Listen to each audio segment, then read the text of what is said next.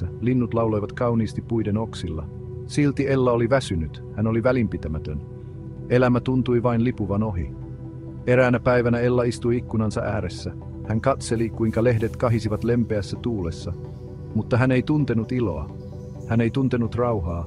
Vain syvä väsymys täytti hänet. Ella huokaisi. Hän kaipasi energiaa nauttiakseen ympärillään olevasta kauneudesta. Hän toivoi voimaa elää täysillä, mutta väsymys piti häntä otteessaan.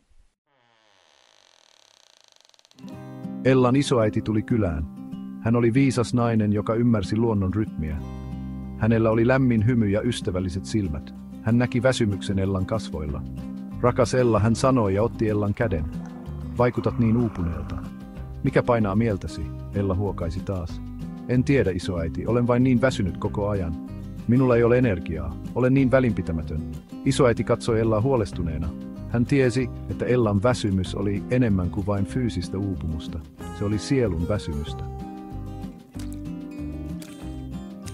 Ella isoäiti kysyi lempeästi, kuinka paljon vettä juot joka päivä. Ella kohautti olkapäitään.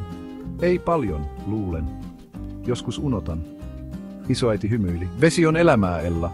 Se ravitsee kehoamme ja mieltämme. Kun emme juo tarpeeksi vettä, meistä tulee väsyneitä ja voimattomia. Hän jatkoi, tule, kävellään metsässä. Löydämme kirkkaan puron ja juomme sen elävöittävää vettä. Ella epäröi. Hänen ei tehnyt mieli kävellä, mutta hän luotti isoäitinsä viisauteen. Niinpä hän nousi ylös ja seurasi isoäitiään ulos ovesta. Kävellessään Ellan isoäiti osoitti metsän ihmeitä. Hän näytti Ellalle villikukkien herkän kauneuden ja lehtien monimutkaiset kuviot. Hän opetti Ellalle kasvien parantavista ominaisuuksista ja kaikkien elävien olentojen yhteydestä. He pysähtyivät kristallin kirkkaan puron äärelle juomaan.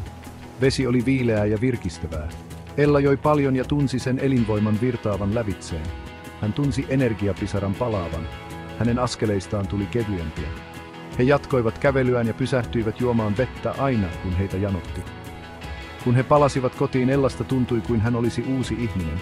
Hänellä oli enemmän energiaa kuin hän oli tuntenut viikkoihin.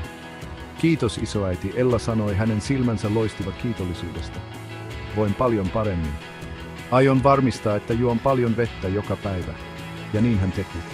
Ellasta tuli päivittäinen vedenjuoja. Hän tunsi energiansa palaavan. Hän tunsi elämänilonsa syttyvän uudelleen. Hän jakoi uuden tietonsa ystäviensä ja perheensä kanssa ja inspiroi heitäkin juomaan enemmän vettä. Metsä, joka oli aiemmin ollut vain tausta hänen väsymykselleen, täyttyi nyt elämästä ja heijasti Ellan uutta energiaa.